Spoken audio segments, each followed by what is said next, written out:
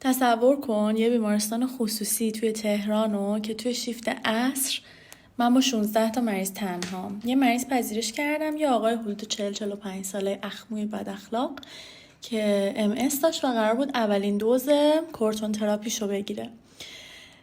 موقع پذیرش که کلا هر چی سوال می‌پرسیدم تو چشم من نگاه نمی‌کرد. خانومش همراهش بود که خیلی خانم ناز و مهربون گوگولی بود و محجب. آخرش برگشت گفتش که میشه کار منو یه پرستار آقا انجام بده. من تنها بودم با یه دانشجوی پرستاری که تا حالا تو زندگیش رگ نگرفته بود. گفتم بله. خلاصه که دانشجومونو فرستادم تو اتاقش ازش رگ بگیره. چند دقیقه بعد خانومش با چشم بغض‌آلود نه حالا اشکی اومد گفتش که ببخشید شوهر من یه مقدار بد اخلاقه، میشه خانم پرستار خودتون بیاین رگشو بگیرین. بعد منم رفتم رگشو گرفت. بگذاریم از اینکه پسرمون 2 تا دستشو تا ساعت ترکونده بود و رگ نگرفته بود، رگشو گرفتم، داروشم شروع کردیم. منتظر بودی که الان اونجای داستان بشه که من هاپو میشم؟ نه.